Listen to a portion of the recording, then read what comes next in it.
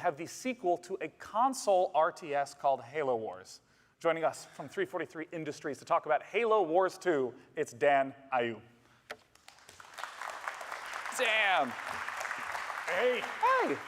Welcome. How's Good it to going? see you. Good to see you. Come join me on this awesome, you. comfy chair.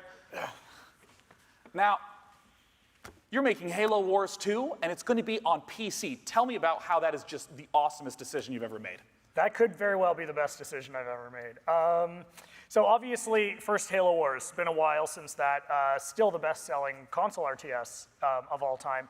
But one of the big things we heard from people coming out of it, in particular PC gamers, is, well, this just feels like a natural fit for PC. Why aren't you guys doing that?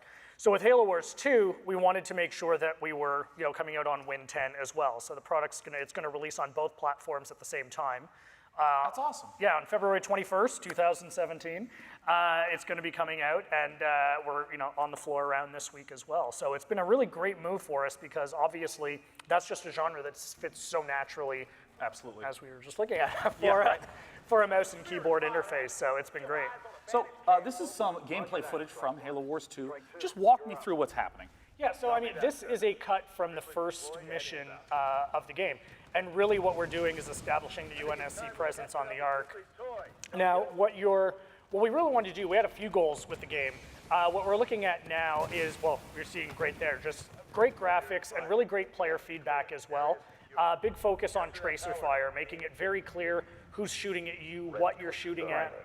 And really, we like to call it internally an action RTS. So very quick to action and a lot of fun just blowing stuff up. So there's some spectacular explosions, some great effects. At this point, I think we're going to, some good boom there. We're gonna start to see some flame effects pretty quickly. We just wanted to put a lot of focus on just making the game look beautiful and a huge focus on control as well. And really, how do you make an RTS for everyone, right? RTS can be a bit of a... very daunting genre. Absolutely, right? It can be really challenging. Always my favorite genre when I was growing up. I was a big PC RTS player. So I'm really sensitive to the fact that, a lot of my gamer friends growing up were like, oh, that's really scary. I don't know about that. So you're gonna see, there's just some great effects and some great flame right there. We're gonna focus a lot on very classic multiplayer modes that RTS players want and expect, but we've also got a number of brand new styles of multiplayer that we're going to be talking more about as we get closer to launch. That is going to be something that a more casual gamer or somebody who's really never played an RTS before can jump in and enjoy. I actually do want to dig into that because you use terms like action RTS and making sure that there's stuff for the casual. That's obviously going to be tricky to balance with how many people are obsessed with the competitive RTS scene. Yep. What's the plan there?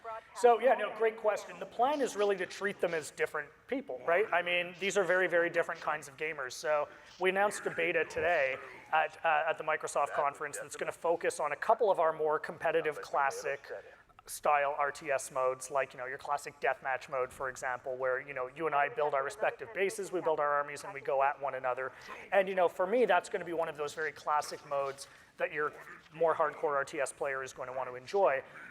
We've got some other modes coming, again, that we're not talking about at this point, but that are going to be very simple, a lot quicker to get into the action, take some of the strain off of resource management and things like that, so people can just focus on building a really badass army and getting into the action. And of course, I have to ask about the fact that you're talking about releasing on different platforms. How did you sort of deal with the control puzzle there? Yeah, one thing I definitely want people to hear is, we're not just porting console controls over to PC. Mouse and keyboard is very, very different, and we wanted to be very, very true to that. We've got a number of things we wanted to take advantage of, like groupings, for example, right? Multiple groupings on a mouse and keyboard.